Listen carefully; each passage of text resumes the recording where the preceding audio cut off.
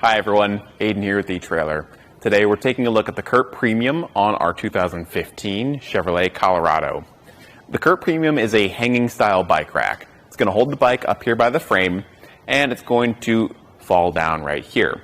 You've got two straps over top the frame to hold it in place, as well as a third around the seat post, limiting our side-to-side movement. That will help with bike-to-bike contact. A hanging style bike rack does have some limitations.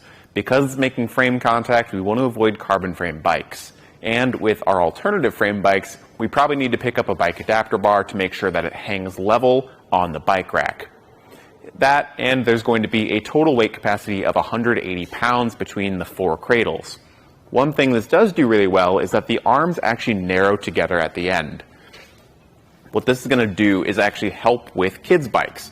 Typically, you need a bike adapter bar for kids' bikes as well, because the arms are sometimes too far apart and just aren't as friendly with those smaller frames on the kids' bikes. This is designed to better accommodate those without the need for a bike adapter bar. So if you're a family and you've got kids' bikes with you, this is one that I often recommend because it limits the need for extra accessories. Now, if you find yourself needing some more capacity, there is a 5-bike version of the CURT Premium that can hold up to 225 pounds. That's going to have a third set of these kids cradles on the end and just be a little bit longer, but otherwise it's going to function the exact same way as this one. So let's start things off by actually unloading the bike rack. We do have the ability to tilt the bike rack away to open up the tailgate, but we can't do it with bikes loaded because they'll tilt down too far and make ground contact.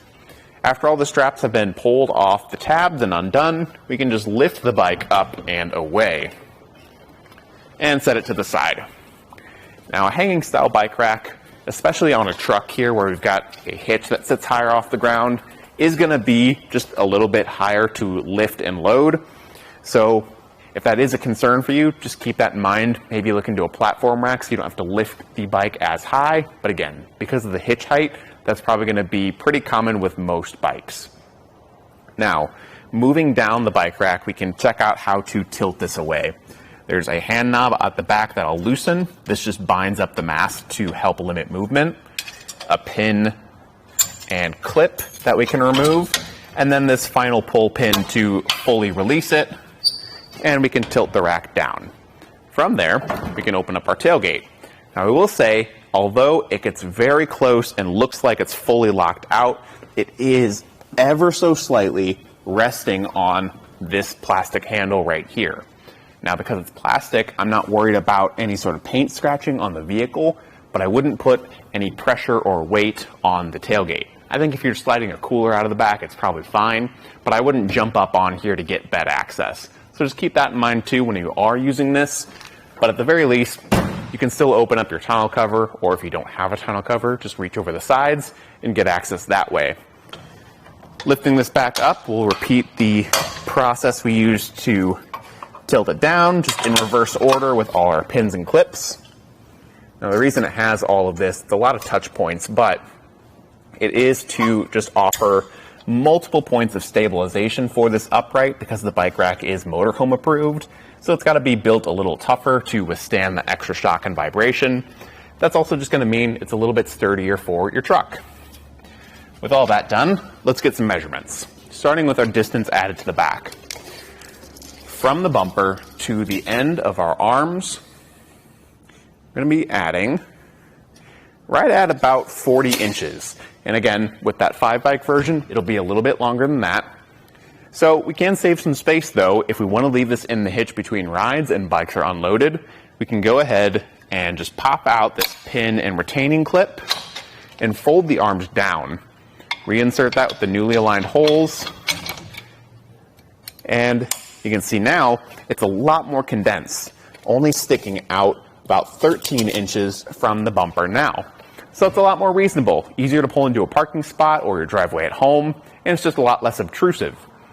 With it like this, it is going to block your backup camera though. That pretty much lines up perfectly with the backup camera, and that's whether it's folded or in that driving position with bikes loaded.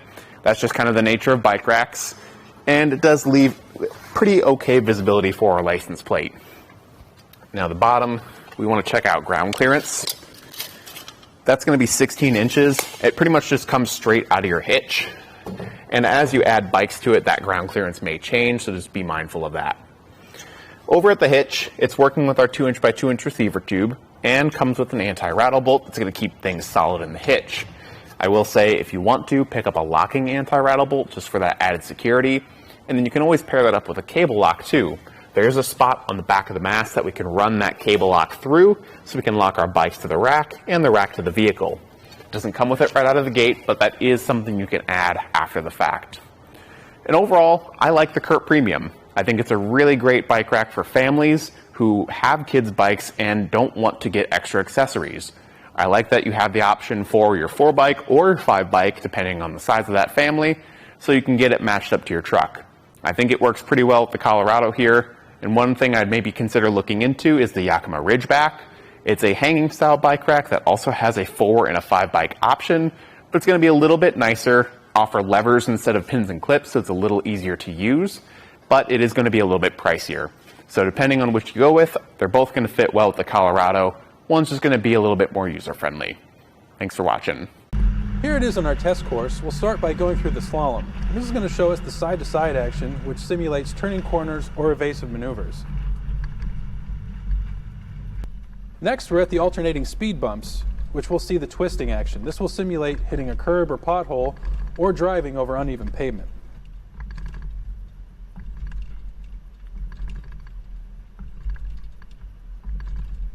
Finally, we have the full speed bumps, where we'll see the up and down action, which is just like driving out of a parking lot, garage, or driveway.